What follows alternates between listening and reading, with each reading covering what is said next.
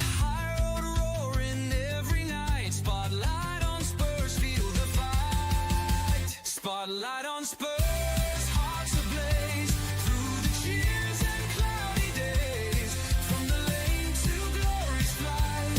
Spotlight on Spurs, shine so bright.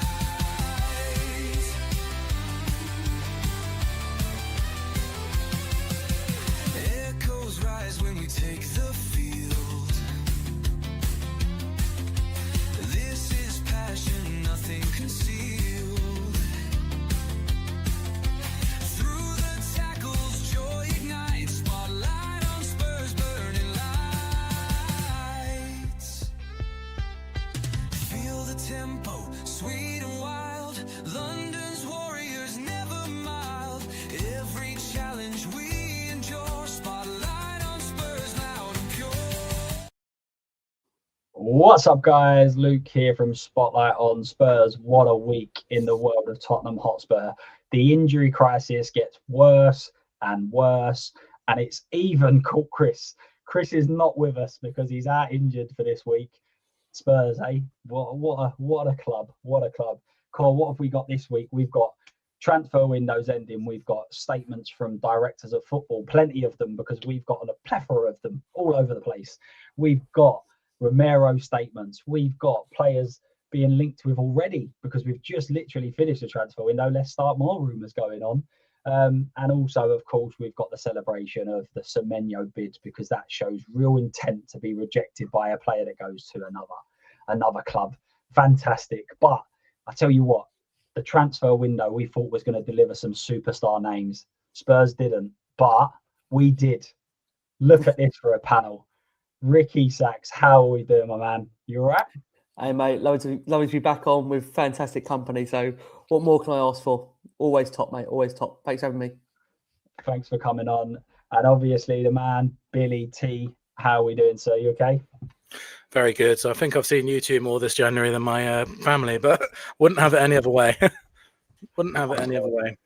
I'm really sorry about that, guys. What we're going to do, guys, we're going to pretend I'm going to put the guys' links in the chat. Let's pretend that we don't know who they are and we haven't signed up to them, okay? We obviously know who they are. We know their channels. Make sure we're subbing, make sure we're subscribing and all that good stuff.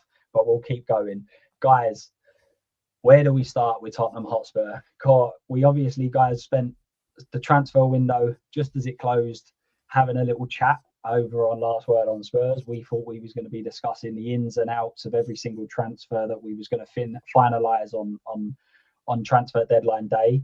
And obviously we ended up with an 18-year-old coming through, which was it was interesting. The only positive of that transfer was the fact Spurs only announced it on the academy page and didn't act out as like it was a massive first team signing. I'm sure most people have already seen your sort of summaries, guys. But Rick, let's start with you. What was your thoughts on the transfer window and how it ended?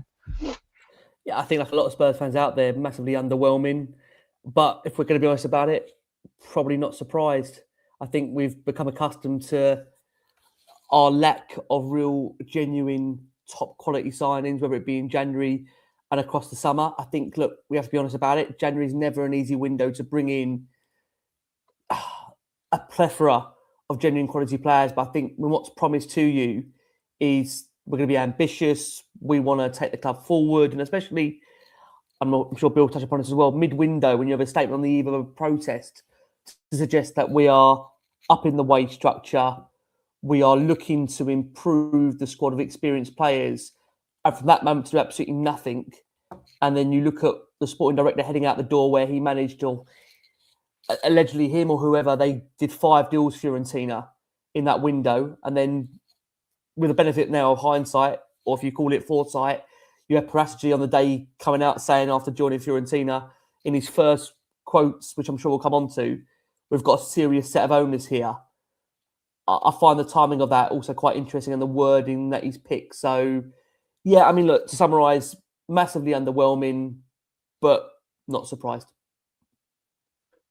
Yeah, unfortunately, I think a lot of Spurs fans agree.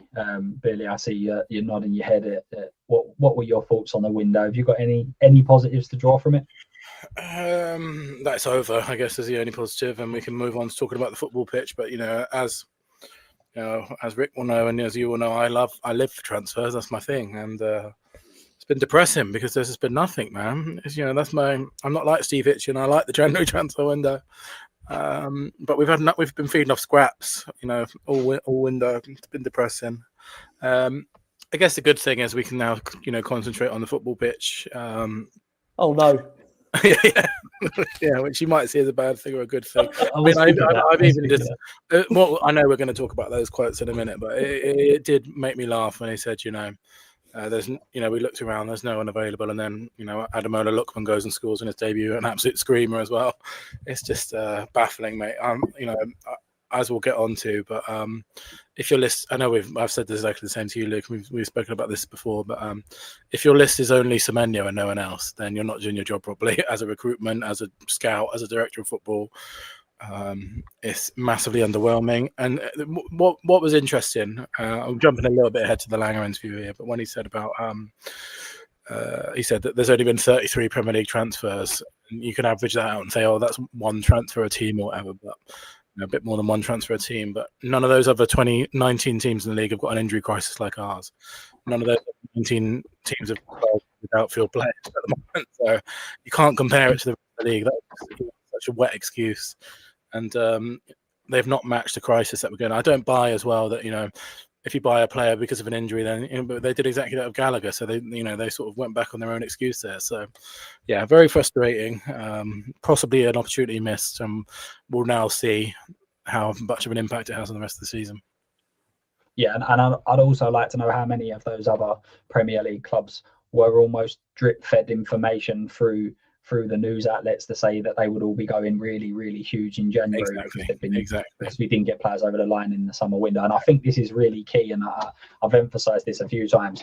This isn't just about this window. This is about what was promised last window. And almost immediately, when it was quite ironic, Bill, when you said about the quotes, I'm thinking, is he talking about Romero? Is he talking about Lange? Is he talking about Paratici? How in the space of a week have we got 3 huge quotes that have come out from different sections of this fan? And it's funny that you mentioned that, because in summer, the same from our manager, I believe it was both times, and Lange this time said, well, the summer transfer window's open, but finished, but we're already planning January. They ended this transfer window by saying, well, the January transfer's finished, but we're already planning summer. And anyone that's been a Spurs fan will know it's just the same thing over and over again.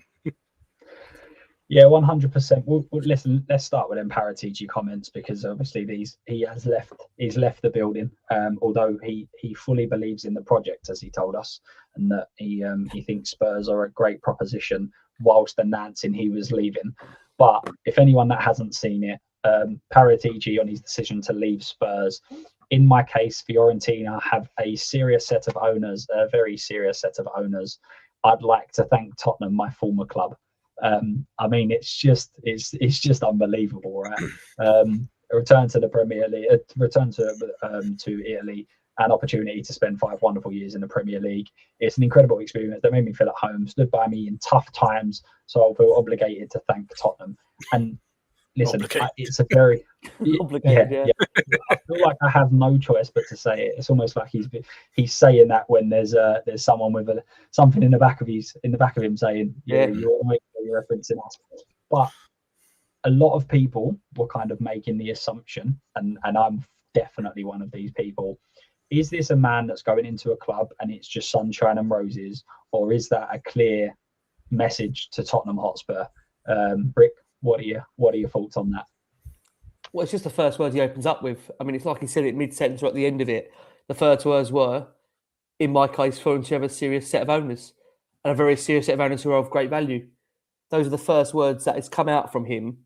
Why does he feel the need to say that in the opening words? I mean, look, you can look at what Frank has said in his press conference and pick apart the beauty of words, which he used to describe what Romero said in his Instagram post, but it feels there's a purpose and a reason behind that message. And I think he's probably going to a club where he's going to have a lot more control over the saying of first team affairs than what he'd ever get at Tottenham. It tells you a lot, doesn't it, that in the space, like we've discussed this many times, both of you guys on Last One on Spurs, and you've discussed it on Spotlight on Spurs as well, and probably Bill has on the Whistleblowers as well, that in the space of 3-4 months, how do you go from having a 2-man sporting director model to it all completely falling apart? And apparently Spurs are intent to want to stick with the 2-man sporting model, and it would really worry me and concern me, which I'll probably come on to, that Johan Lange will be part of that 2-man sporting model based on what we've seen so far on his track record at the football club. So look, to stick on the Paratici quotes, I'd say they're quite worrying to hear those initial words, but can we say we're massively surprised? Because I think a lot of Spurs fans would have assumed, based on how it's played out, that's the degree of feeling. He's maybe working for owners that he do feel are quite serious. And I would allege to say, unlike the ones we've got at Tottenham, unfortunately, which is why it's led to that decision that he feels it's not right for him to continue at Spurs. Yeah, I mean, listen, I said that Lange and Paratici, there's a world in where they can exist, because I don't think Lange is a director of football. I think he's almost like a head of youth development sort of character, where he worries about all of the young players, and Paratici worries about the first 11 and the very first team.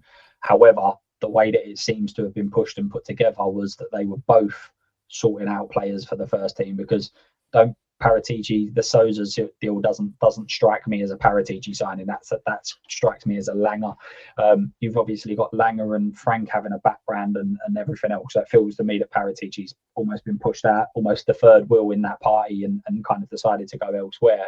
So it's just such a weird situation, Bill, right? The fact that we've got a man in the door, and I know we spoke about it through the transfer window, but we've got a man in the door that's making signings for another club, that's telling us how much he loves the club and he believes in the project, whilst going out the door to somewhere else. And then his first words when he leaves is, owners are really ambitious. Like, let's be clear.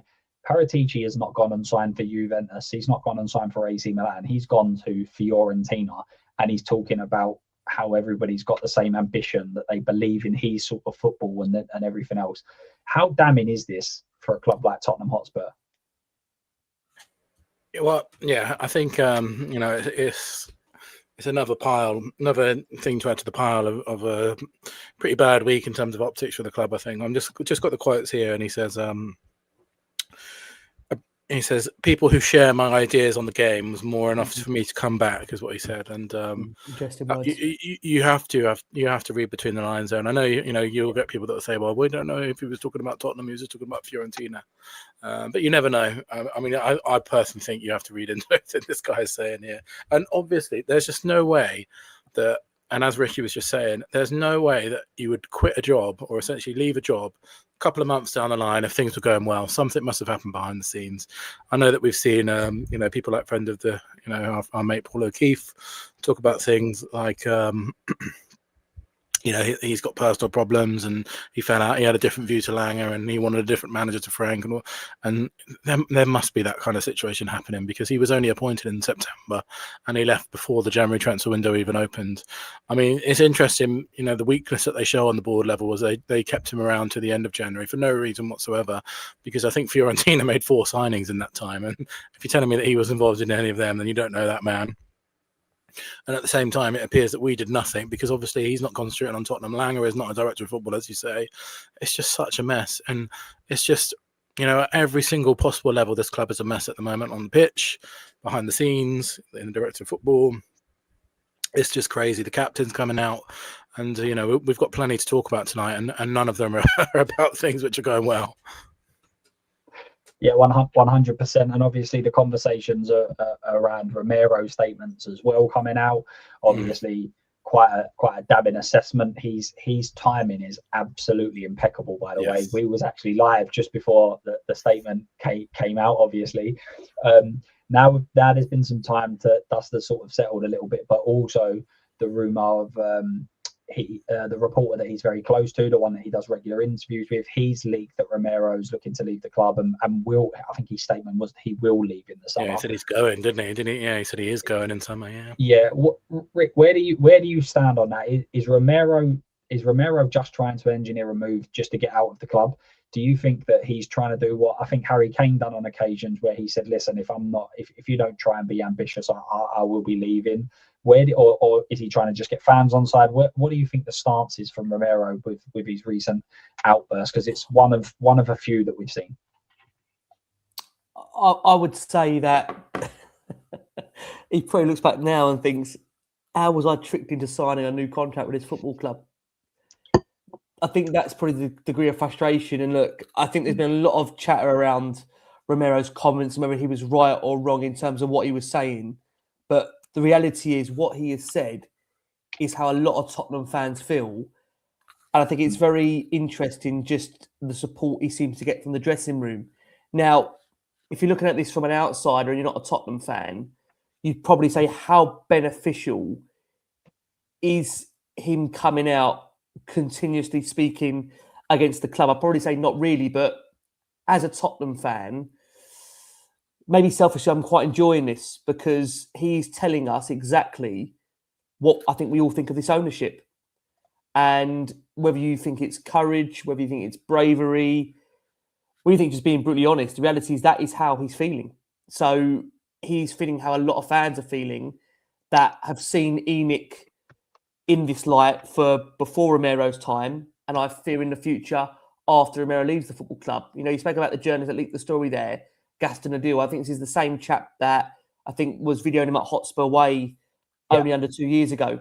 So this is someone very, very close to Romero's PR camp, right? And obviously, this is definitely, you'd feel, to engineer some kind of an exit. He probably, again, feels, like I said, let down by the fact he signed a new contract, and there's been no indication so far that this board are any different to what it was under Daniel Levy's stewardship. So personally, for me, I don't have a particular problem with it, but I think long-term it will be a problem down the line if this is the continual situation that we're in. And I think, you know, you've seen so many top-class players leave Tottenham in this last 10, 15 years. Like I said, even Kane tried. So I think he probably just realises that as much as he loves the football club, I think Romero does love the club. I think you can't question Romero loves this football club. I think he loves the fan base. I think he loved winning something with Tottenham. I think, like all of us, when he signed that contract, he probably thought it was going to be a genuine springboard to further success. And the reality is, we have not taken that momentum of winning in Bilbao through to anything. If you paused right now and went back 6 months, like Jason has said consistently, you wouldn't have thought Daniel Levy has left. You wouldn't have thought Tottenham won a trophy because nothing has changed. If anything, it's more toxic, there's more anger, and there's more doubt, more genuine doubt if there wasn't before, that ENIC 2.0, this Lewis family, genuinely wants success for this football club, footballing success. Forget property investment, forget NFL, forget concerts, forget boxing, forget all of this. Genuine footballing success, I don't see it. And the biggest problem of all is, I think as well, alongside, so maybe Bill might touch upon this, is it does undermine Frank. It 100% shows you who has got the authority behind the scenes, and it isn't the manager, which is a big, big problem at this football club. Because when your manager is not the person leading and steering the ship, then let's be honest about it, the staff run wild. And that is what you're seeing because of a lack of direction, a lack of leadership, a lack of accountability on all levels. And the fact that you can have a press conference around 28 minutes and just keep saying, we dealt with it internally, we dealt with it internally. But what does that mean? What does that mean? What does that actually mean? Are you going to give us any more clarity than we dealt with it internally? He knows he knows that his hands are tied now. He made him the captain. Romero is a bigger influence in that changing room than Thomas Frank, unfortunately, will ever be. And I think despite Romero on rocky ground right now, I still think he outlasts Thomas Frank. That's the big problem you've got at the moment. Yeah, but Billy, do you agree with it? It has really split the fan base. Now, I don't know whether that's because there's certain fans that I've seen so many fans say that Romero's not good enough, get rid of him, it's absolutely fine. And I'm sitting there thinking, whether you think he's world class or he's not, guarantee that when we get rid of Romero, we'll be bringing in a player that's not as good as him, because that's how Spurs operate. We've done that for years upon years. So where do you kind of sit with it? Do you agree with him? Do you think that he's got the backing? Do you think that it's another notch against the owners and the manager? Where do you sit with the whole thing? I sit with the whole thing in the same way that I sit with everything that we're going to be talking about today, I imagine. It's all stems from weak leadership from the owners. Like, all of this is a symptom of a really badly club cut. Whether it's the Lange interview, whether it's the Romero quotes, whether it's the Paratici quotes, it all comes from the same place, and that's the fact that we are a really weakly led Football Club, and these are all symptoms of that, and they're all, it's dripping into every single aspect of the football club at every stage. And I think some people are saying, well, you shouldn't be in a situation where your captain's coming out and saying that. But to that, I would argue, I don't think he's talking in by himself there. I think he's talking on behalf of the players, with the fact that all the players liked it afterwards. This isn't something which he's just gone, I'm going to go off on my own here and say this. That I think you can pretty much guarantee that frustration is felt by the players. Even Conor Gallagher liked it, who's only been here for a week or two. So, the That's players, insane. That's insane. yeah. Insane. The players are probably feeling we're getting thrown to the slaughter here because, Pedro Porro, for example, and I saw you mention this yesterday, Lou, on your TikTok, I believe, a player who has rightly had a mixed reviews this season. Let's be honest, this guy, because we have no depth at right back, he's played every single game for about 3 years at Tottenham. And of course, he's going to inevitably be injured. We rushed Bergvall back from injury. Now he needs to have surgery. Because we don't have the squad depth, we are ruining these players' careers. But last season, this season, people getting long-term injuries because we don't have the option to rotate. Goodness, at the beginning of the season, we had no one to rotate him with. Played him every game. Snaps his hamstring. The players must feel the strain as well because they're literally putting their bodies on the line. These are the guys that are actually doing. They're the guys that are risking injury every time they play for us because they're all.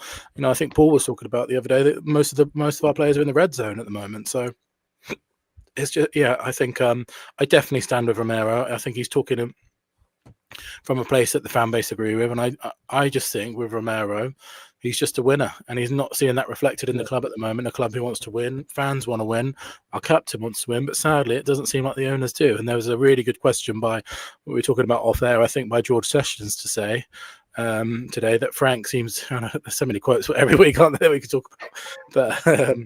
He said, it seems like the club are accepting mediocrity, and that's exactly what they're doing, and that's exactly what they've done for 25 years.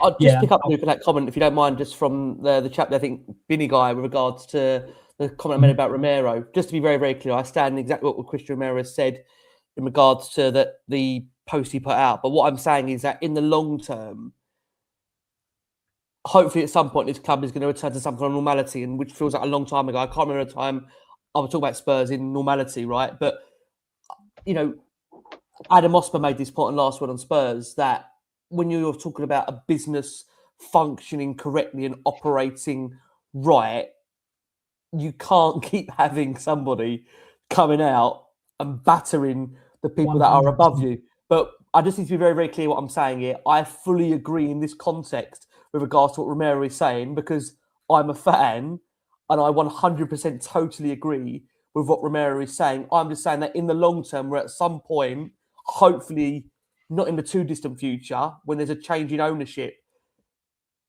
this can't carry on, if you're with me. You can't keep having one individual 100%. Come out and keep absolutely lambasting the owners, because what culture does that set when you've got player power overriding authority? Now, the big thing about this is that, like Billy has touched upon, we haven't got any authority. The manager hasn't got any authority. It feels like Vinay Venkatesham hasn't got any authority. Johan Lange hasn't got any authority. The Lewis family haven't got any authority. So what I'm saying is, when you're in a situation where Spurs are, when there is a lack, as we've discussed, of leadership, accountability and directions to where this club are going, what you're seeing is quite everybody running riot, because nobody knows who's in control. We've got no direction. We've got no philosophy. We've got no plan. We don't know where the club is going. And I think what says it all is that you have a statement mid-window about the fact we're upping the wage structure. So you tell the world about the fact we want to up the wage structure, so every agent knows that in Europe at the time. And we do no business after that. Now, nobody's saying Tottenham could go and buy 5, 6, 7 genuine top-class players in January. But I think for a lot of fans out there, they'll be questioning, why get that statement then and do absolutely nothing? Why not wait until the window is closed? What was the purpose? And I'll be honest with you, maybe it's selfish to assume this. I think that was done on the eve of the protest to, I think, try and really destabilise numbers there. Dampen it. And I think it made a difference. Now, again, we've asked for the ball to be transparent, so I don't want to be a hypocrite here. Yes, we've asked the ball to be transparent, but it feels like they get every timing of when they need to talk wrong. It just feels like a continuous mistake of whenever they talk, it's at the wrong time, it's at the wrong point, it's with the wrong wording. I mean, the PR at the club, despite Vinay being seen as this kind of PR guru, I don't see anything that fills me with confidence we're going in the right direction. If anybody can tell me otherwise, I'd love to hear it, but I don't see anything that shows me that we are progressing. If anything, we've got, all due respect right now, a mid-table manager. We've got mid-table staffing, if I'll be honest with you, someone like Johan Lange, and we're 14th in the Premier League. Yes, we're through to the Champions League, but I know people are joking around saying we can win the Champions League. I mean, look, it's Tottenham. Stranger things have happened, but the reality is everything about Tottenham right now is mediocre, and this is what we're seeing right now. Yeah, and just to go back to this comment, I completely agree. The context is key here. Should a Premier League outfit have their captain consistently calling out the board and the players and the board, the management, the way it's operating? Absolutely not. However, the context behind it, absolutely, I understand why Romero's done that. Yeah. So I completely agree. Yeah. Obviously, just going through, a lot of people are saying very, very similar stuff in terms of Romero. As a fan, I want to hear Romero's passionate voice and everything else. So people are backing him. But one thing that I think is often forgot about when we're a fan of this club is we constantly talk about the new comings, the transfers, the players that are coming in. But what you need to understand is you need to keep the core group that are good at your club. And I'm looking at it from Romero's standpoint. And as you've mentioned earlier, we had Odobert and Romero who were ill on the day that they played. They've got 5 or 6 17-year-olds on this bench. They are wheeling. I have no doubt there were some injuries in that squad that we don't know about. Niggling injuries where players are playing. We had it with Archie Gray last year, things like that. If they're wheeled out every single game, the fans are booing them, and they're rightly so because of what they're seeing. And they're coming into a transfer window. They're probably thinking, let's get some reinforcements here that can really help us. And then we don't do it. They're probably sitting there going, what is the point in this? Like, we need help. Can you not provide us with some sort of help to get some sort of momentum going, whatever it is?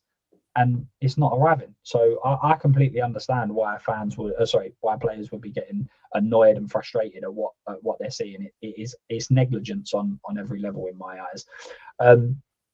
Let's get away from the transfers. Let's start and talk about Lange's interview, the hero himself, the man who exudes confidence and everything else. He's come out and said, I apologize. Essentially, we didn't have a great window, but no one did. But wait till the next one, because the next one's going to be really, really good. We haven't heard that before. No, I was going to say, it's not as if we've heard that one before. It's not as if we heard that in the summer, which is the reason we didn't sign Savinho, was because we was waiting for the winter window, which turns out the winter window is really difficult, and Spurs didn't know that. And then next summer, when we've got a World Cup and nobody wants to move because it's the World Cup, that's going to be the line next summer, isn't it? And they just tallied it up. So I'm sure you've both seen it, Lange's interview, and then I do want to just go on to as well, just at the end when you comment on that, have you seen the other director of football's interview at Tottenham Hotspur and the absolute contrast from one to the other? Ricky, Lange's interview.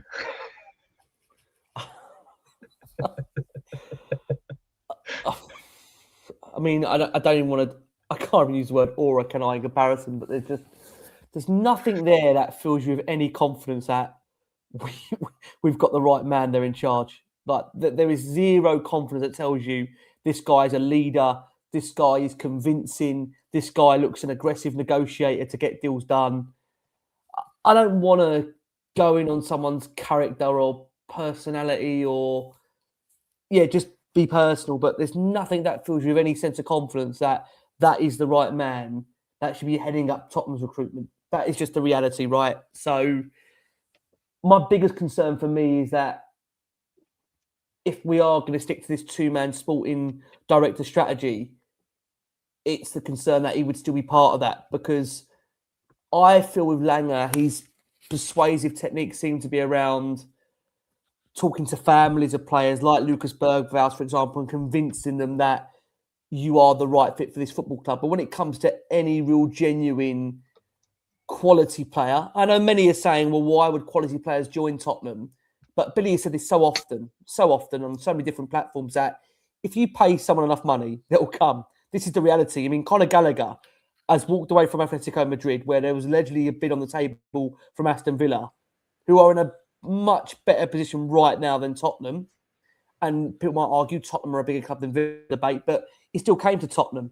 So the reality is that if you've got the right people and the sense of a purpose and the sense of a direction, that the club might not be where it needs to now, but it will get there in time. And I hate to even speak about them down the road, but they were going through a period where they had to attract better quality players. And they did. Many would argue it's because of who they are, but don't forget, Tottenham are a big club. We're not an elite club. We are still a big club. We are still one of the top 6 clubs recognised in the Premier League.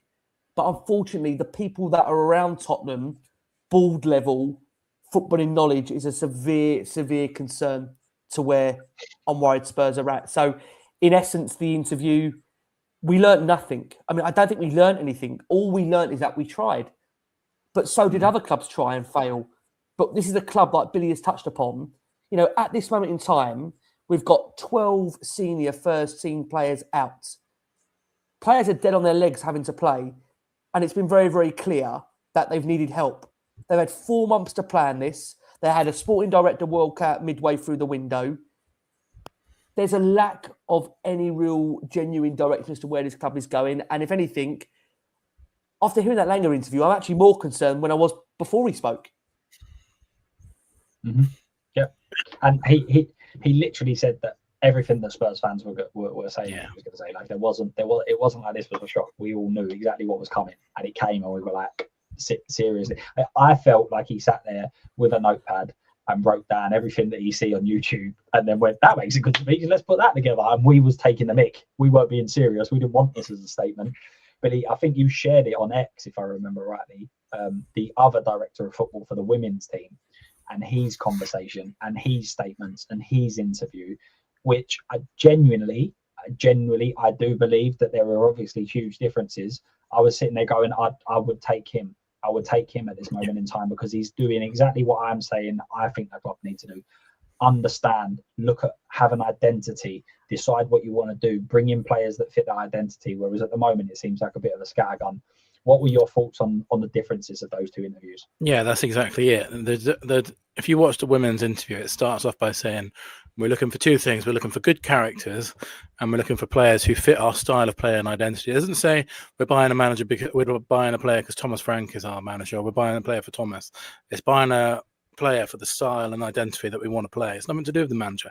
And that's what a director of football should be doing. They direct the football. They take, right, what football direction did the club want to go in? And I'm going to be the one to do that. And, you know, if you want to compare, I honestly would suggest that anyone who has not seen it to go and watch that video, because it's like chalk and cheese. And I will, not going to stick up for Lange, but I will caveat it by saying that he wasn't supposed to be in charge of transfers this January, to be fair. He was supposed to be in charge of kids, and it's gone so wrong. So I kind of feel a little bit like they've thrown him under the bus as well. And I think maybe Vinay should have probably been in that interview too, because Lange was supposed to be the head of youth development going into January. Paratici has obviously done one, and then they've left Lange to do it. And then now Lange has to go and face the fact that, you know, Matt Law, as Ricky mentioned earlier, they're still looking for another director of football on top of Lange, shows that they have no faith in this guy whatsoever. So it's a bit harsh to throw him to the wolves, but that's what happens when you get this kind of responsibility. And I think, you know, the fact that he's been demoted at both Aston Villa and Tottenham essentially shows you everything. And I do, you know, Ricky is right. You don't want to be, I'm not having to go at his personality or his, like, you know, his human traits or anything like that, but he just does not strike me as a convincing leader. And to be a director of football, you have to be strong and you have to direct football. That's the nature of the job. And at the moment, we're so directionless that, you know, we have to get it sorted. And, you know, we've all spoken before. If it was me in charge, I'd get rid of Lange and have a clean break and get someone else in to do the whole thing, because I don't think we'll ever properly be sort of free of this new era and starting again until we properly start again. And I think we need a really, really strong director of football to do that. And, you know, all you've got to do to see a strong director of football is watch that women's clip, because, you know, he's talking about identity, he's talking about style of play. I didn't see Lange mention that once in this interview. You know, there's nothing in there about that. It's all on the back foot excuses. There's nothing really which tells you about the vision of the club. All he's essentially doing in this interview is taking things which the owners have obviously told him to say, like, oh, they're ambitious, they want to invest, and just he's being a shield for them almost. And yeah, it's really poor. I ended up feeling a little bit sorry for him, to be honest, because he's the one that's been made to front this all. And it wasn't his job. It's like it's like sending the caretaker manager out for for an interview at the end of a football match when the manager's lost. It's not. I think Vinay should be taking a lot of flack from this, and it's really interesting that we hear a lot from Vinay at the beginning, when everything was going rosy, and he's put a couple of words together in a program, and we've not heard from him since. So I think that is pretty damning, to be honest. It might sound harsh, but anything, guys. When we say, I exactly say, but you feel sorry for him, but he's been paid very handsomely. Yeah, that is true. He's been paid very, very handsomely to do a job, and look, whether it's rightly or wrongly that he's in that position where towards the end of the window he's fronting it. At the end of the day, he's shown me very little to prove to me that he should be the right man anywhere near Tottenham in a transfer window, despite being here from the start. All I would add to that as well is, I think many have picked up on this, if you look at the previous Johan Lange wrap-up video and you compare the opening first 2 minutes to this one, put them side by side, there's no difference. They're exactly the same. What you will see, and I was going to say, you could cut and paste this video and play it at the end of summer. I guarantee it will fit. You just change January for summer, change a little bit, add a bit about the World Cup. It was really difficult to sign players because of the World Cup, and Bob's your uncle. We're back. I completely agree, and it's absolutely crazy. I just know that World Cup excuse is cut. I would love to play World Cup bingo with Lange next summer. The problem is now, Bill's already given the excuse. They've already noted this one down now. Lange's watching this. 100%. It was already teed up, and there'll be another reason. And then the worst thing is, from the World Cup, there'll also be another January, and it will still be a Europe that goes right to the end. I did tweet this as well, but it reminded me of that video where Ty goes, "You have to remember it's raining," and Robbie's like, "It's raining for both teams, it's raining for everyone, mate. It doesn't make an excuse." But again, I go back to it. That's the big problem, is that this was what was promised last summer. It was promised 6 months ago. Yeah. Wait till the next window, and then we get here, and almost immediately, within an hour of it, or it wasn't an hour, the next day, we're already saying, yeah, but wait in 6 months, but see what we'll do then. Well, why not have just done it then? We was here in the market, we was ready, we had every reason, because the money was there, we had every reason to try. And this is what I think people are getting confused with. I'm not saying that January isn't difficult. I'm not saying that it's hard to get players over the line, that you have to overpay. What I'm saying is, if you're worried about that, then do your business in the summer, because we all knew we were short in the summer. And guess what? We're even shorter now because we've sold players, and we keep saying the same thing. We came into this window and we're leaving it weaker. Like, in what world does a team in 14th do that when they're as financially sound as we are? We're not having big players just stolen off of us. We're selling them. We're willingly doing that and willingly not buying. It's absolutely mad. I do just want to touch on, because this is the difference, I think, in what the structure was previously and the structure is now. The almost celebration that we went for Semenyo and completely didn't get him. I will say he did politely decline, was the report. He politely declined. That was the first thing that he did before he did anything in January. He politely declined us. Yeah. I have a feeling that someone just approached him and he went, no, don't even need to say it. If it's them, no. But is that do you think that they thought by making these sorts of statements it was a show of intent? Or, like, why would you make these? What would go through your mind to say this is an acceptable thing to tell a fan base? Well, we went for Semenyo. In what world does this, like, what are they thinking they're getting from this? I generally don't know, Luke. I don't know what and how it serves a purpose by telling us you've gone in for a player, but you've not achieved in bringing him here, when we've been here on so many occasions. They seem to forget Morgan Gibbs-White, Paratici, Eze, and now Semenyo. But what are we achieving by you telling us we've tried and we've failed? I don't quite understand the purpose of that. I really don't know. I can't answer that question, Luke, because I don't know what they're trying to achieve. It screams to me what a club would do if they're mediocre. That, a club would come out and suggest, well, we're trying to bring players of quality, but they don't want to come. So what are you? Is the message you're telling us that we can't attract top level players? Is that the message you're feeding to us? Because I think that's what we need to understand. Or are you telling us that out of your whole scouting analysts you've got there at Tottenham and the 2 sporting directors that were presently employed at the time, you had 4 months worth of planning, right? And in those 4 months, the only person you've come up with as a winger has politely declined us, is the report. So is that what you're telling us? That's what I need to try and understand. We've scattered the whole of Europe, the whole of the world, and the only one we come up with was Semenya. That's the only player. There was nobody else out there. All these scouts that are working for us, these 2 sporting directors, is that what we're coming to? That's what I'm trying to understand by what the correlation is of you telling us that we've tried for Semenyo. It just screams the fact of how poorly... Mediocrity. Yeah, it's mediocrity. You know, I think if anything, that makes fans more angry. To tell us we It tried... definitely did me. Tell us we tried and we failed. How does that help us? What are we getting out of it? And this isn't again, like a lot of rumours that come out in the press is leaked by the club or the club have approved it. Of course it is. Of course it is. Come out.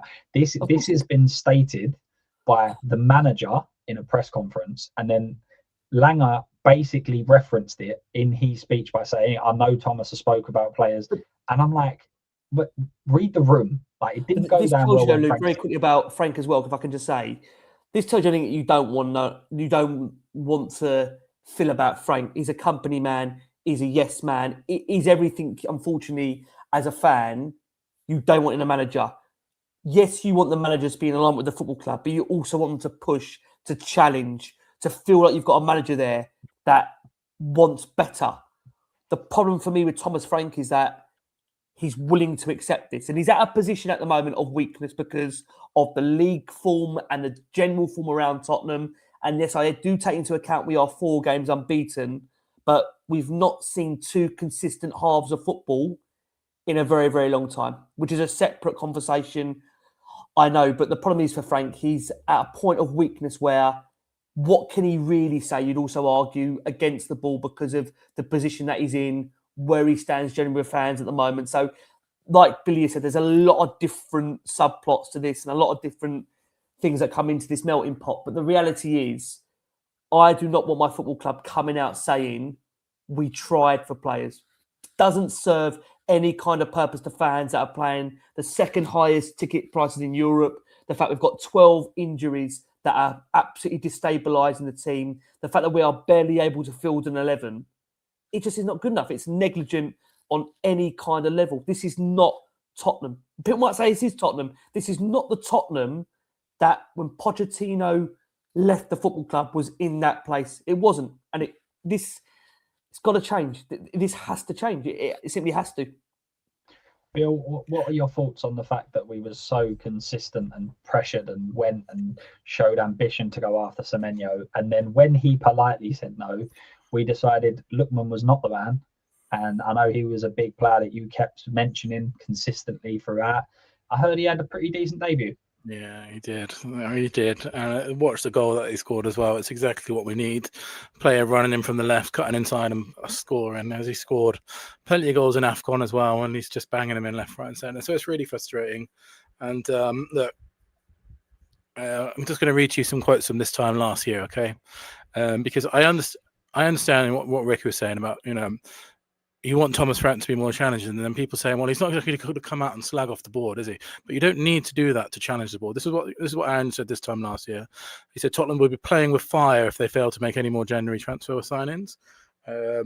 So you don't have to come out and slag them off. He says, I don't ask those questions. It's not something I exposure to. And then he said, I don't think I'm stating anything other than the obvious. And for me to come out and say this playing group needs help, there's no doubt about that. So, you don't have to go and slate the board to challenge them. You can just say things like that. And obviously we ended up signing 2 players on deadline day last year in Danso and Tell, which obviously helped us to get over the line in Europa. So you can challenge the board without slagging them off and slating them. There are definitely ways that you can do it, but I don't see anything from Thomas Frank to suggest that he has that kind of character or has that kind of... He is, at the moment, he is being so... And I think it's because his job is right on the line. And I think it's because he could go at any minute. But you can have some integrity and challenge the board without slating them. You can just say, we are desperate for players. And I think at the moment, because he's walking on eggshells with everything that he says, because he knows his job is on the line in every single game at the moment, he's terrified to do something like that. And I think it's unfortunate. imagine Conte or someone like that, or Mourinho with this transfer window. It wouldn't fly. But unfortunately, because Thomas Frank is sort of passive in the way that he operates, and he's very happy to be here and stuff, and he could go at any loss. He's he's doing exactly the opposite of that, and he's sort of praising the fact that we tried to sign a player, which is just crazy, really. Imagine imagine Conte coming out and saying, at least we tried to sign someone and we didn't. Just It's absolutely mad. Massive shout out to Sean.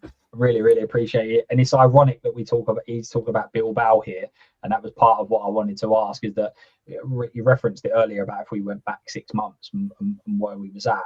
Now, if you went back 6 months and you was just after that Europa League final, and it was you coming up to the trophy parade and all of that sort of stuff, and then you used to sit there and go, the team that we're playing against this weekend, they've sacked their manager, but they went and spent 200 odd million on a brand new front line. They've now changed. They've moved their formation around. They've brought in some new vigor in terms of the manager. And they now look like they have hugely kicked on, probably looking at getting top 6, top 4, whatever. And we're languishing in 14th. How did we get to a crossroad with them and they ended up progressing and we ended up regressing? Again, like, it's just absolutely mad, right? It's similar to when you think we beat Liverpool 4-1 at Wembley, and you look at the difference in the way those two clubs went. Liverpool, again, similar to Man United, at that point, had a reset moment under Klopp and decided to strengthen in key areas. The goalkeeper, ironically, of course, they went in for Virgil van Dijk, and they used that moment as almost a reset moment. Whereas, unfortunately for Tottenham, we never kicked on. I think it's always difficult because you look at that moment with Bilbao and what it meant to the fans and being at the parade. And I think definitely now looking back in hindsight, I maybe overlooked at just how much momentum was there to potentially keep Ange for the third season. And many people know on Last Week on Spurs that I felt a change was necessary. I still look back now and still feel potentially a change was necessary, but I just think we got the wrong manager. I think many have said this, and forgive me, Luke, I'm not sure if you said it, but I think maybe when we did win the Europa League, the calibre of manager maybe should have been different to Frank. And it's very easy to say that in hindsight now because, again, hindsight's a wonderful thing. And look, again, I do think people are allowed to change your mind, right? Because data gives you different reasons to why you should change your mind. Mm-hmm. And I think what's become very evident and clear is the job is just simply too big for Thomas Frank. I have to say, I think Thomas Frank's a lovely human being. It's not a personal vendetta against Thomas Frank. Just unfortunately from what has played out and what has shown us, especially with even the situation around Romero, right? Because I think, forgive me, did Romero come up with any Instagram posts whatsoever during Andy's time here? I'm not sure if he actually did criticise the board. Billy's shaking his head there saying no. I mean, it tells you a lot that under Frank, what's it been? 2-3 posts already since he's been here? He's only been here, Frank, 6 months. So it just shows you the lack of respect that Romero seems to have for anyone in authority above him, that he feels he wants to go ahead and, challenge or undermine, you'd feel, the people that are above him. But back to your point around Bilbao, you're right, Luke, it feels such a distant memory now. And I think we're at a point with this football club. I don't want to speak for everybody. I can only speak for me. I am craving out something to reconnect. I'm trying to mute myself. Trying to recreate something, trying to reconnect something back to this football club. I have no connection with the manager. I have very little connection with a lot of these players. No connection to the board. And my biggest worry is, and if we'll come on to it, that I think everyone knows my feelings. That I really would love to see Pochettino return to this football club. This is my biggest worry. I don't expect everyone to share this concern because, again, not everyone wants Pochettino to come back.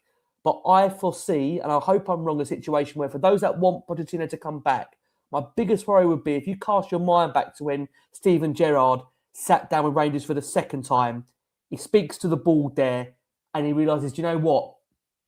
I don't think I want to return under these conditions. This obviously, again, is a message to those that would want Pochettino to come back, because I totally understand some don't want Pochettino to come back. And I respect those fans that feel maybe we don't want Poch to come back. This is my genuine feeling, because for me, I want someone that reconnects me to Tottenham. And the last time I felt so connected to this football club, so looking forward to every single game, was in Pochettino's era. And yes, I know it finished badly. Yes, I know we went without winning an away game in 9 months. But I look at the squad that's going to be there in the summer. There's a lot of young players, and it feels that he'd be starting the same job again, which again, does he want to do that? Does he want to go through that? It does feel like there's unfinished business. I know for those that are watching this show back within the last 24 hours, he's again posted on his Instagram saying coys. I mean, like Billy says, for some reason, this guy has got some ridiculous love affair with us. And it feels that because he's continuing to twerk for us, there is something there. And I think some of the comments there, Hotspur says it there actually in the live comments, Poch, I think, is the only person who has any chance to unite a majority of the fans. And I mean this with all due respect, because there's amazing fans all around the world that support Tottenham. But I think to a lot of match-going fans, he would be the one that I genuinely believe will get a semblance of time at Tottenham. My concern is that you look at people like a Nagelsmann, who again is a very good manager. Xabi Alonso is a very good manager. Some of the other names that have been sprouted out there. My biggest concern was that on the back of this season, if we start poorly again next season with a managerial change, they just wouldn't get the time. The thing for Pochettino is, the one thing is that he's going to want to at least try and play the way the majority of the fans want. Whether he can deliver it is another question, but the intent will be there to play the way Tottenham fans want. And I'm sorry I've taken us down this route, Luke. I'm very, very sorry. But I feel like I had to get that off my chest. No, 100%. And Luke, Romero did do an interview saying he wanted to play in Spain. But if you actually watch the interview, it wasn't, I wanted to play in Spain. The reporter actually said to him, is there any other place you wanted to play, or something along those lines? And that's when he answered. He didn't make the statement of, I want to go and play in Spain. It was a carefully negotiated question that led him down a path of doing that. So, but yeah, I completely agree. We are going to come. There's a comment here about for Billy, which we'll come to just in a second. But as Billy's just put in the private chat, there has been a couple of comments that have come out. I'm just reading them now, mate. Thinking from what the section, which are absolutely outrageous. Let me see if I can just put them up on screen, because I'm going to show you them on the basis that you're probably not going to believe what you're hearing, to be honest with you, because yes, you will, Luke. It's Tottenham. Of course you believe it. This is some absolutely crazy stuff. So Thomas Frank was asked basically a number of players liking Romero's social media post, and his views are shared within the group. And his response is, I think it's one person speaking up. We don't know if he speaks on behalf of all the players. They have all liked the post that he has made, but apparently none of the players are agreeing with him, or he doesn't know if the players are agreeing with him. The next one, Thomas Frank said, don't make the same mistake twice about Romero's previous Instagram posts. And he said, I think sometimes someone makes more than one mistake. We have dealt with it. Glaz, do you know what he said? Internally. It's just, when you think that more statements that come out are not going to be as nonsense as the previous set, it's just absolutely crazy. Like, how can he turn around and actually say that he's not sure whether other players agree with Romero when they've all liked the post that Romero has posted? There's another brilliant one where he says, someone asked him about the players being unhappy. He says, I'm pretty sure there are some players who don't think I am the best bloke. So you just can't believe what you're reading at the moment, can you? And then he also says he doesn't know if Romero is going to be here next season. So yes, it's such weak leadership again. He knows it. He don't know himself, Bill, he's going to be here next season. So I suppose how can he answer that?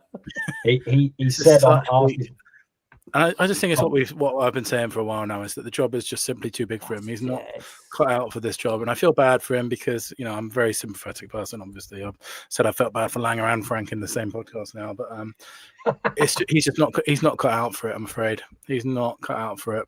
You have to be such a big personality to cope with the big six sort of scrutiny that you get week in, week out, every single game. You're getting headlines, you're getting players that are on 200 grand a week. At Brentford, everyone's on 30 grand a week, and they're very happy to be there. At Tottenham, you're on 200 grand a week. Prima donnas like Romero saying doing whatever they want, and he just does not have the personality to control it, I'm afraid. And how the hell do you galvanise this team? Well, you get a man like Pochettino who can do it. Yeah. And the thing about, I just want to go back to, can I go back to one comment, Luke, if you don't mind? There's a comment in there, apologies. I think someone named Luke, actually, not you, another Luke, saying, give it 3 months, your turn on Pochettino. I think this is a comment like that, you know, a lot of people that maybe aren't watching Spurs week in, week out or follow the fan base. And people might think, I mean, Bill, look, you've been a Spurs fan in your life, so have you as well, Luke. I think that narrative is really wrong, the fact that just Tottenham fans turn on a manager. You know, because there was a really lot of goodwill for Frank to do well at this football club. And unfortunately, it hasn't quite worked out. But people need to remember, like, when the club has promised fans so much and under-delivered on so many different things, and then the manager, who is meant to be the person that is guiding and steering the ship, in those early days has come out with the fact, team has finished 17th, we're going to lose more games than we win, Arsenal are the best team in the league in the first couple of press conferences. Mm-hmm. I think people need to understand how that mindset would then affect the fan hearing that. I just don't buy this, that Tottenham fans turn on every manager. It isn't like that. You know, we don't... Do I think Tottenham fans are demanding? To a degree, but in terms of our demands, we want to see an intent in the way Tottenham play and for the players to give absolutely everything on the pitch. Those two things, why are they seen as such difficult things for certain people to understand or accept? We're not asking to win the league, not asking to, you know, obliterate everyone and win the Champions League. We're just asking for a level of commitment and fight for the shirt. And the problem is that our standards have been lowered so much over these last few years, where I think some people forget what our standards are. And I think that is generally the problem. I think Billy said it about Pochettino as well. I think he's a person that would command a lot of respect from fans, a lot of respect from the dressing room. And unfortunately, as you've presented there, Luke, with those quotes at Thomas Frank in that embargo press conference, he's even admitted it himself indirectly. He hasn't got the respect of the whole dressing room. And when you're admitting that to the public, to the fans, to the journalists, how can you ever come back from that? I had to say that. No, I completely agree. And I don't think I think Spurs fans are demanding for stuff that a manager can impact. Spurs are not demanding to go and win trophies year on year. Spurs are demanding, as you said, they want to see attacking football, which is an absolute standard. I've always said this, it doesn't matter who you are, as a Tottenham fan base, they want to see attacking football. If you was to build a best 11 in the Premier League era of any club, right, that hasn't won the league, not many would be able to argue with Spurs. When you talk about the amount of quality that we've had, the stars that we've had, and we've not been able to deliver, Spurs fans expect to see good and attacking, energetic, pressing football, and that is the epitome of what Poch done. And also, what's another factor at a club? If your club's struggling, what is everyone saying? Bring on some youngsters. Let's see some of the academy kids. Well, guess what? Poch was brilliant at that as well. Every single thing that Spurs stand for as a club, Poch also stands for as a manager. So I don't think Spurs fans are that demanding in that. I think Spurs fans demand a pressing, attacking, intent football team. Which in the 5 years that we had Poch, we didn't win a trophy in any of them. But did the team ever got booed off? No, of course they didn't. No. Because we connected to that team more than anything, and we connected to the manager and vice versa. And it started by, you know, I know it's a bit tricky at the beginning of his reign, but he started by then putting academy players in and building a really young English core of players, and then that coincided with Harry Kane, obviously, and then suddenly the connection was reborn again, and we never looked back. And that team was relentlessly supported up and down the country, and in every single game the atmospheres were unbelievable. In every game the team were connected. There was none of this sort of the first half where everyone's a bit nervous and people are booing and it's like moaning. It was just everyone knew where we were going and what we were trying to do. Exactly. And that's what we missed. Look at every London derby under Pochettino. I can think of very few in his time where this Tottenham team did not show up and give any lack of application of fight, desire, commitment for the shirt. I go back to that first one under his reign, that even that Arsenal game, and there was look, remember his first season, it wasn't an easy season, right? We had, I think, losses in there, forgive me, to the likes of Stoke, to Villa, to West Brom, but you were seeing a young team emerge, and you came to the end of that first season and you absolutely saw what Tottenham were trying to do. We've had no disrespect. I know, again, it's a difficult season to judge, Frank, because of the injuries, same as last season with Ange. But we're 7-8 months in. I don't know what Tottenham are trying to do. I haven't seen any consistency in terms of two halves. And to James' questions there, James, I hope you're well, mate. Is it fair to say once our strongest team are fit, will get us higher up the table? Possibly. But I go back to what I just said a second ago. I have not seen this Tottenham team in a Premier League game be consistent in two halves for I don't know when. Yes, there's injuries. Yes, there's a lack of consistency in terms of the 11 that's fielded, but nothing gives me confidence that when the injured players come back, there's going to be an absolute transformation in our style, in the way in which we're going to approach games, and most of all, getting results. Because that's been the key thing. Yes, we're 4 games unbeaten, but I also think, forgive me, I think it's 2 wins in the last 17. I think, forgive me, in the... No. Am I right in saying that, Luke? It is something like that, definitely. So no matter how we dress it up, we can sit here and say we're unbeaten in 4, but at the same time, we're also in relegation form. But we're very lucky once again. I haven't won a game in 2026 in the Premier League. There you go. It's February. And it's February. But we're very lucky, again, it appears at the moment, touch wood, that there's 3 worse teams than Tottenham in the league at the moment. But we've got a very difficult run of fixtures to come in February, where I don't think we should be saying right now we're completely out of the woods. Yeah. No, I think again, it comes down to what other teams are going to do. And other teams have to go on a very decent run that they haven't shown yet for us to be in any sort of trouble. And I'm hoping that by the time we get players back and obviously the fixtures then might become a bit kinder because we've got a difficult run. I'm hoping that can see some sort of change. Big up to Sean coming in again, my man. Manager, who comes in if we're in the EFL? Relegation is a possibility, and Spurs owners and fans are sleepwalking here. We're circling the plug hole. Go on, Billy. If we're in the EFL, I'll go for McKenna, to be honest. From Ipswich, that's probably about as good as we can hope for. Ex-Tottenham, isn't he? So... we're not going to be in the EFL. We'll be all right. He did say he wants to be a great manager. It will be the first time that we'll have a manager we basically have that has done what we need him to do. Like, we've basically appointed Frank and asked him to play attacking football, which he's never really done, not to the level that we want him to. He did it via the playoffs. He won the championship. He lost in the playoffs, but can you imagine Tottenham in the playoffs? We would not win that. But it's just mad. It's just crazy. But Kieran McKenna's a great shout. And again, these are the sorts of managers where you have a complete reset and you bring in.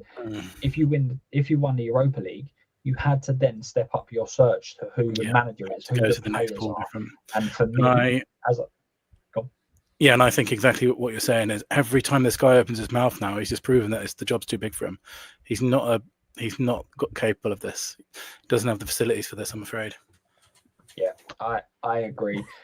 Guys, we have kind of touched on obviously Romero potentially leaving, what that's all going to come. One thing that's taken the fan base by absolute storm, and it's even been more enhanced by recent comments by Rakitic and things like that. Luka Vuskovic. There's been some suggestions that we should sign his brother just so that he can play with his brother at Spurs. There's other suggestions saying that this man is never going to play for Tottenham Hotspur because we're going to sell him on too quickly. Where do you sit on the whole Luka Vuskovic situation? Does it depend on Romero? Would you loan him out? Where do you sit on that, Rick?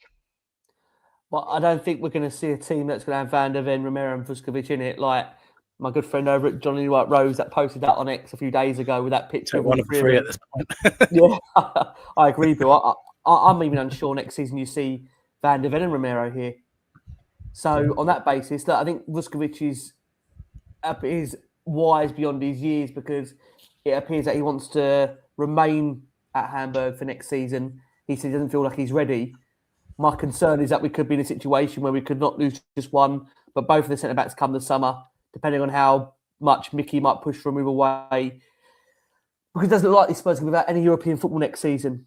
And you can't imagine players like Mickey Van der Ven, Christian Romero want to stay at Tottenham. But again, both of them are tied down to long-term contracts. I think maybe it just comes down to who's appointed in the summer that would maybe give them a degree of confidence that this club is heading in the right direction. But we keep on saying this every year. I mean, the conversation you guys have just had there, right? I mean, if I said to you, we won a trophy 6 months ago, and you and Billy are having a conversation there about who can take us back up to the Premier League, people would think you're nuts. People would honestly think you are absolutely nuts that we're having this conversation. But in the context of where we are right now, because of our form, it's a genuine conversation to say. But people would absolutely think you're crazy. You're at the parade 1 minute, and we're talking about how we can make it through the playoff final in the Championship. It's only Tottenham. It's only Tottenham you have these conversations with.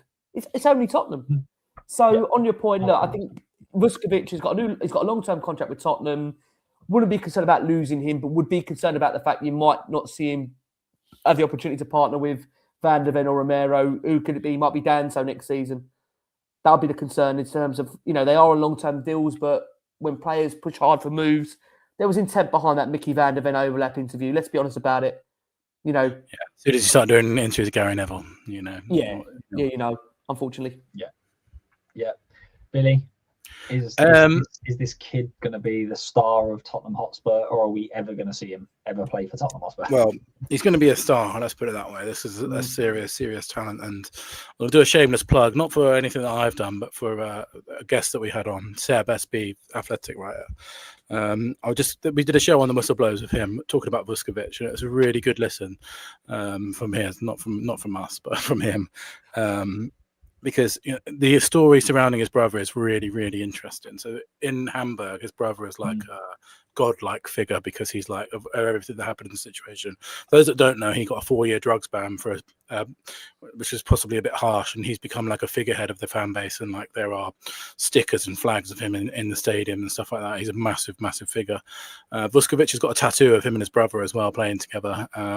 This is a big deal for him. I think it'd be very, very likely that he'll be at Hamburg next season. This is like a huge thing, and what I'm hoping is it's a bit like the Son thing, where we sort of let Son play at the Olympic Games and then he sort of stayed with us forever. Hopefully it's a bit of that kind of deal where we go, look, we'll let you go and play with your brother for a year. You can come back at 19.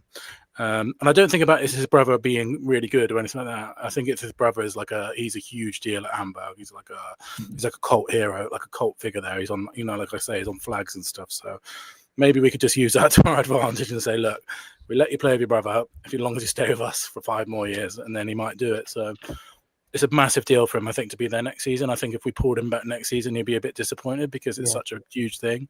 And, exactly like the Son situation, isn't it? And the way that we always let, Romero go to Argentina. Sometimes you have to, if you've got a player of that level, sometimes you have to say, all right, you go and do that as long as you come back to us. But let's make no mistake. Every club in Europe would take Vuskovic. So it's going to be an uphill battle to keep him unless we also follow that. Guardiola won Messi over very, very quickly by allowing him to go. So I think it was an under-20s Olympics or something like that. Yeah, stuff like it can make a big difference, that kind of thing. Yeah, I think he kind of went to loggerheads with a board and said, look, this is a player we should be allowing to go. And I actually read up and looked at some information about the Hamburg, and he was banned for 4 years. And there are a lot of other footballers that have been banned for either similar stuff or but received far less bans. Pogba was one of them that was mentioned, saying that he came back and he's been allowed to play. So not only is he a cult figure within Hamburg fans, they feel like he's been really, really poorly managed, and they're really upset with how FIFA have managed that ban as well. So it's kind of nipped it all together. So it's very personal and it's very deep for not only Hamburg but also for the family as well. So it will be really interesting to see. We've kind of caveated away and kind of deviated away, but Bill, I did want to come to you. Just there's been a couple of comments in the chat, obviously, about change for Tottenham and everything else. Is there anything that we've kind of planned, because you was all told that you shouldn't be protesting because you don't know what the transfer window is going to happen, and guess what? Nothing happened. So it turns out you were right all along. What are your thoughts on what's going to happen with James for Tottenham? Have you got any plans? Yeah, so obviously we did 2 protests in January, to mixed results. I think there is definitely an appetite, and I'm glad that we did protest in January because I think we were right to. I think what we've seen in the coming days since has proved that we should be holding this board to account because they don't react to it. I think what we've learned from January is that perhaps things during the match is either really difficult to organise or it's not going to be effective because people in the stadium want to support the team, and so did change for Tottenham as well. We've always been about supporting the team, but what's true post-January is that a lot of fans are feeling angry. So what we need to do is we need to go away for a little bit and reflect and think what's best to utilise that. So we've had loads and loads of suggestions. And I have to say, to be fair, since the walkout, the support that we've had has been incredible in terms of like people suggesting different things and saying maybe a walkout won't work, but this will. The feedback has been incredibly positive, to be honest with you, in terms of what to do next. So we've got some ideas in the pipeline. We're definitely going to come back, and we need to utilize this anger that everyone's got at the moment, and this frustration. I feel like we will definitely be doing that. Lots of people have been talking about monetizing and things like that, which is always something that I've been against in the past. But I think if we're honest, we need to start targeting those match-going fans more. Perhaps those ones that aren't on Twitter, those ones that don't watch YouTube shows. I know you'd be mad not to watch YouTube shows with us three on, but some people don't. Some people in that stadium don't, or quite a lot of them, to be fair. There's 65,000 people in that stadium. So we're going to think of ways that we can market to them. We're going to come back, but we're definitely going to be a voice for it, because we've had an inundation of people that are angry at the moment and frustrated since the transfer window. And I would never criticize someone for trying to be optimistic during that transfer window, because that's what we all want to be at the end of the day. I just don't think this board deserves any of it, and I think we've been proven right in that. It's the same, in the game. People just want to support the team in that 90 minutes, and that's fine. And it's about finding different ways that maybe, before the game, at the end of the game or something. But make no mistake, we will definitely be there. Yeah, and I just want to say, I done a show yesterday, and we was having some conversations in the chat, and there were some people that were coming across with really strong opinions on people that didn't attend the protest. Let's just be clear. This is not a them and us situation. You don't want to create a divide here. Well, that's why we never tried to do that, yeah. Yeah, so people will have their turning points at different points, and that's absolutely fine. It's not we said this 6 months ago, you should have listened. I'm glad that you now see it from our point of view. Great, let's carry on this sort of. So, but one thing we were looking at was numbers, right? And when you look at subscribers on YouTube, we pulled up all the big accounts. There's probably about 1 million subscribers in a lot of the big accounts on Spurs. Spurs on their own have 5 million. That just goes to tell you the sheer difference in what we see, and we're so engrossed in it. And there's loads of us, and there's people in the chat that we constantly see, and everyone's. But actually, on the grand scheme of things, YouTube is not a huge amount of Spurs fans. There's so much more. And someone made a really good point to me today. I think it might have been, Jack, that we speak to often. I can't remember who it was, of someone. There'll probably be a good number. We're talking thousands of people in that stadium who don't even really know who ENIC are. Like, their experience of Tottenham is just going to a game with their family and their son or their dad, watching Tottenham and then driving home. And then they do that again the next weekend. They don't sort of get involved in the minutiae that we do. And that's fine. Everyone is different. But at the same time, if they keep making mistake after mistake and mistake, we're going to, the anger is only going to build. And you can see where the frustration is, because while it's true that people don't know who ENIC are maybe, or they don't know who Vinay is and stuff like that, and they're just experiencing the match, thousands of people booing that stadium because they're dissatisfied. So it's about targeting them to think, right, well, the reason why you're dissatisfied is this, what's happening above this football club that you might not be aware of. So we've got to try and target those. Yeah, no, I completely agree. This is what I'm saying. All of the YouTubers looked at all of the numbers, and what we see is absolutely grand. As I say, Spurs on their own channel have 5 million subscribers. Yeah. So even if you went and spoke to those 5 million, you can imagine the amount that don't watch YouTube. Like the numbers are so astronomical. Twitter's a very, very small sample size in comparison to on the real life people that support Tottenham. Yeah, completely agree. We are going to move on to some positive stuff. We are going to discuss a little bit around Solanke, and then I want to get everyone's thoughts and opinions on United game as well. So guys, make sure. I thought you were changing the show title then, Luke, to a different club or something. What? We're going to talk about someone who's not top of the league but second or something like that. No, we're going to talk about Solanke, because I feel like he has brought a different sort of look to Spurs at this moment in time. Obviously, he scored two goals recently. The unbelievable. We seem to be seeing goals upon goals of the season every single week now, which is absolutely ridiculous. But what are your thoughts, just quick guys, on Solanke, him coming in? Do you think that he's sort of a player that we can really start trying to build an attack around? We'll start with you, Rick. Yeah, I mean, look, he's been a vocal point, hasn't he, for the team? You know, he's been the number 9 that we've all needed. So, yeah, look, pleased he's back in the team. You can definitely 100% see a difference in having that genuine vocal point in the team.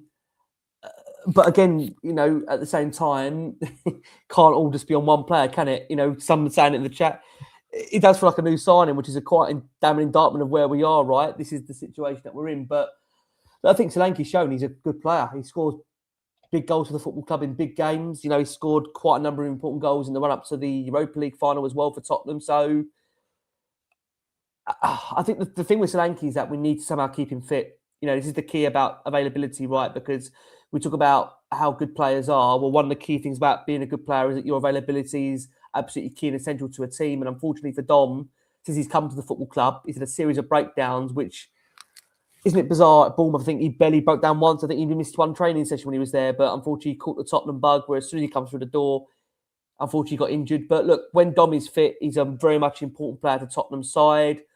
Does need to be complemented with players around him. But look, you saw that goal he scored against, of course, Manchester City. You know, it feels like only special players can do that. Many might say it was a fluke, but I think to have produced a goal like that, that quality, shows you what he's capable of. So I think he's a player that if you feed him, he will score goals. We've seen that last season for Tottenham.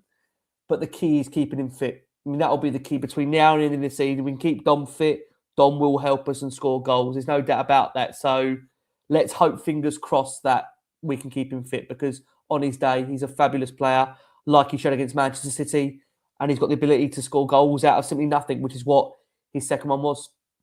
Yeah, and this is the point. Solanke for Bournemouth, albeit they didn't have Europe. Solanke, the season before we signed him, he played 38 games for Bournemouth. It's unbelievable, isn't it? Didn't miss a game.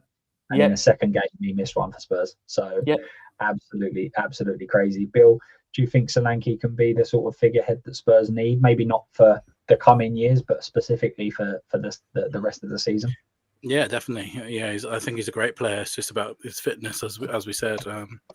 Yeah, I think he just does so much more than just score goals as well. He's got real good all-round play.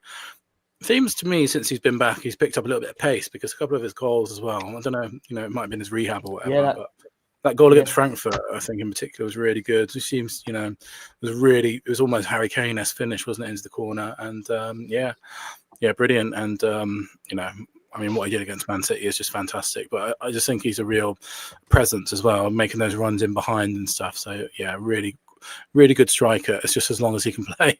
And the problem is, I know we've already, Jane Scarlett's gone out on loan, and I'm not at all convinced on Moani that Solanke is essentially going to have to play most games, and that's a lot of football left for the Champions League if we make it through. Yeah, and for anyone that hasn't, go on to X, and there was a bit of a show reel of Scarlett's game recently, and I've never seen him use his left foot so often. And Mikey Moore's brilliant as well, wasn't he? Yeah, absolutely. So really, really good to see. I'm not saying that they should be starting at Spurs or anything like that, but if we can get players going out on loan, playing games and developing, I think it would definitely be a good thing for Spurs, because that's one of a number of things that Spurs have done badly. Guys, we are going to wrap up shortly. We're literally just going to get your predictions. As I said, in the chat, let me know what you think from a United standpoint, what you think the score will be. Let's try and keep it as positive as we can, but also let's be realistic. Guys, we've got 79 likes. Let's see if we can get the likes up a little bit. Make sure you're subbing to everyone. The chat, the channels have been in the chat. Make sure you're going over and subbing to them, and obviously spreading as much love as you possibly can. Coming on here and talking about Spurs is incredibly difficult, especially in these sorts of situations. So any love that you can spread is brilliantly and much appreciated. Ricky, what are your thoughts on the United game, and what are your expectations? Obviously, Frank's come out and said that actually a few of the players that we thought were probably going to be out are actually potentially going to be able to play, like Van der Ven, Spence potentially as well. What are your thoughts on Tottenham Hotspur against Man United? Well, you told me to try and keep it positive. Do you want to keep it positive or just be honest? What would you prefer? give us what won't happen, and then give us what will happen. We'll win, but we'll lose. I don't think we're going to see an Ange Postecoglou style 3-0 up there. Was it? Forgive me, last season? Was it 3-0 last season? That's good as I don't think we're going to see that. what I fear we might see is Tottenham of the 90s going to Old Trafford with a concern they might get severely whacked. Having said that, you've asked me to be positive, so I'm going to see if we can go up there and snatch a point. But I am generally concerned about our form over two halves and when we're able to go to United. If we put in a similar effort, application, desire that we showed in the second half against Man United over the second half against Man City over the two halves against Man Man United. United when we played them earlier in the season, to be fair. We were good in the second half of that game as well.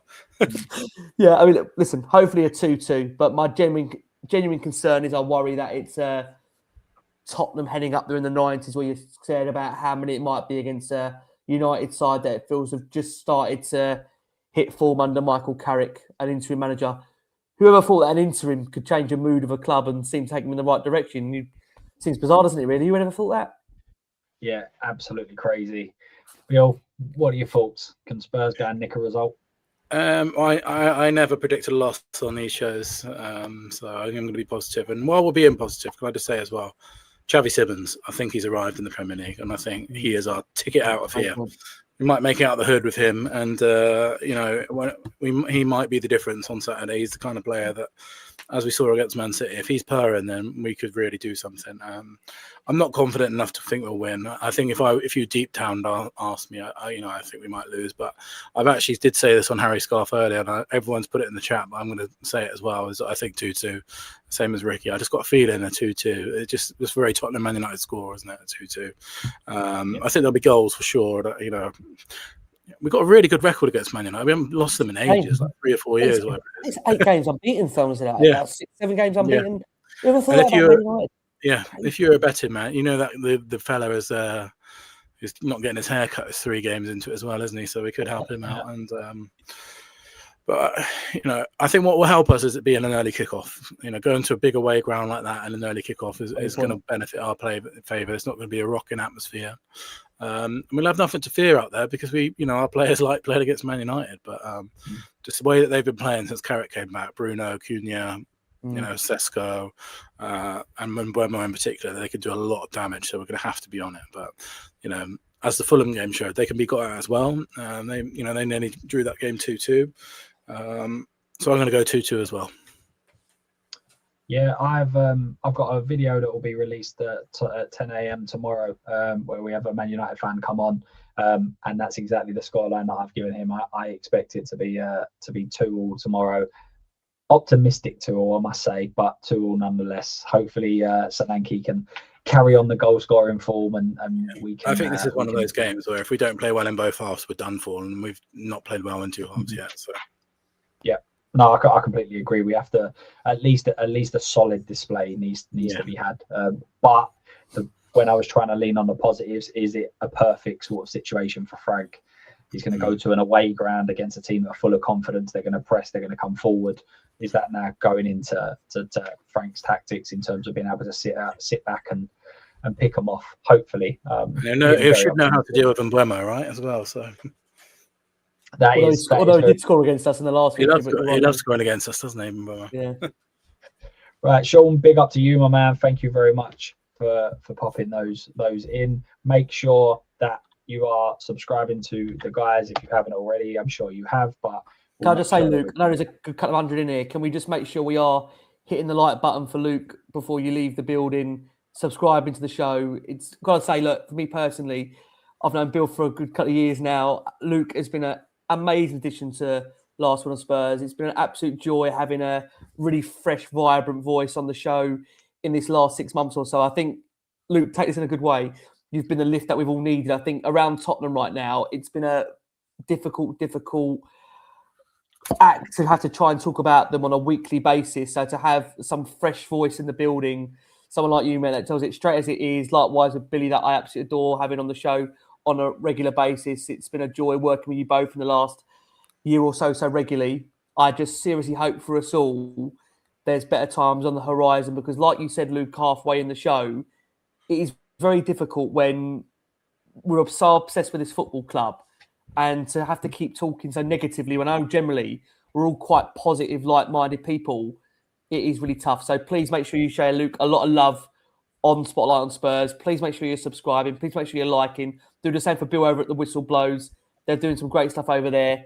And let's hope, guys, fingers crossed, some point in the near future, we get a resemblance of what we all feel is Tottenham, because it feels right now this isn't the Tottenham that, unfortunately, we all would like it to be. But at some point, with Billy's great work over at Change for Tottenham, hopefully some of those wheels might change, and it may just take the community, like I say, to all come together and help. But I think you made that point, Luke, that everyone's got their own respective turning point, which I think is really important to say that, because you can't force people to want to get active, be involved in change if they're not quite yet there yet. But my message to everybody out there is anything giving you confidence that this is going in a better direction than what it was 6 months ago, 12 months ago, 18 months ago, 24 months ago?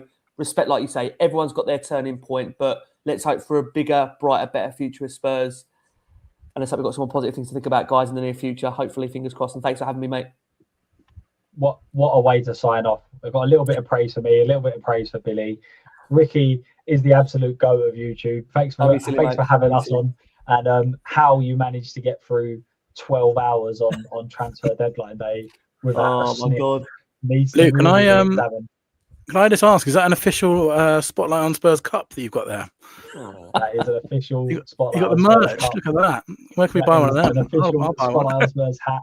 I saw that when you're drinking from it. Is that an official? There you go. There.